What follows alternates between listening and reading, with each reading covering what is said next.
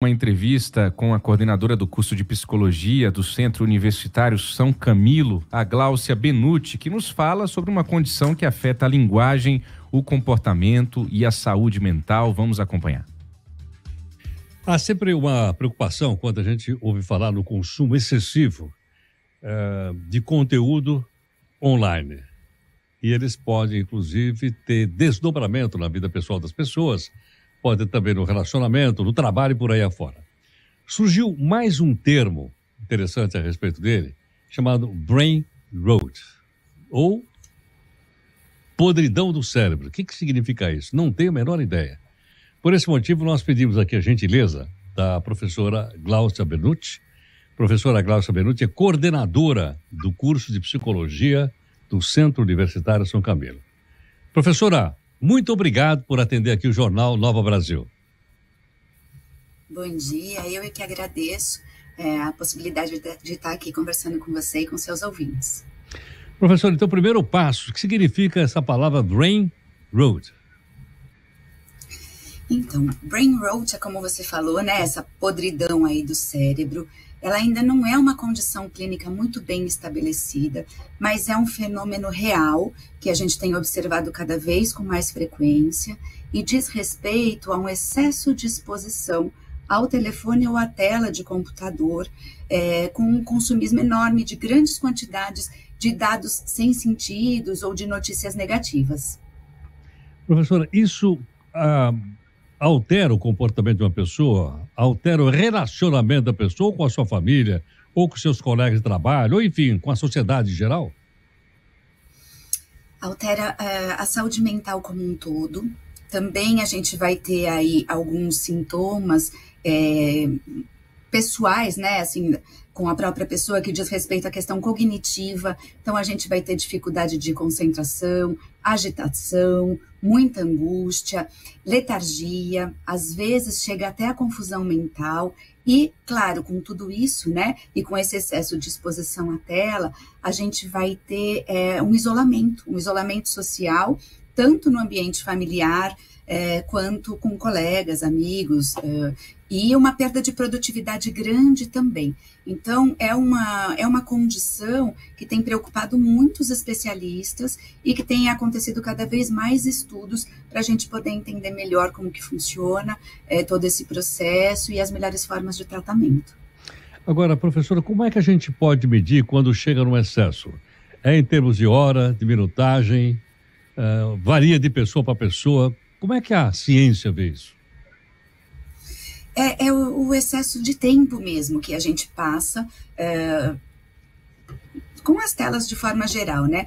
Se você pensar, Heródoto, antigamente a gente ia, por exemplo, a uma consulta médica e a gente ficava ali com uma revista na mão ou no silêncio, com a gente mesmo, né? Por algum tempo naquela situação de espera. Hoje não existe mais uma situação de espera em que você não veja as pessoas com o celular o tempo todo consumindo alguma coisa na internet, e aquilo nem faz sentido. Às vezes é só para você não estar só, né? Para você não se sentir ali exposto a uma determinada situação e que você não sabe onde colocar a mão, onde colocar, enfim, né? Para onde olhar ou o que fazer. Então, o tempo em que a gente tem passado no celular, ele é muito grande, ele é muito intenso.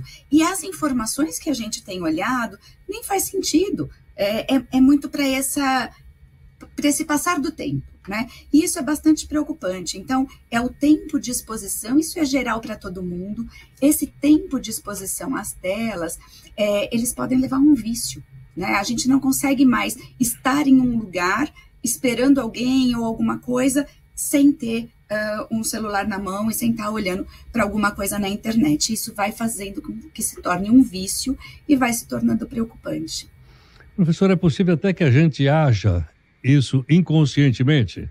Eu nem sei o que eu estou vendo. A primeira coisa que eu faço, eu sento, já pego o celular e começo a olhar. Né? Quer dizer, uma reação irracional da minha parte. É exatamente isso. E aí a gente não se dá conta do tempo que está passando nessas telas, né?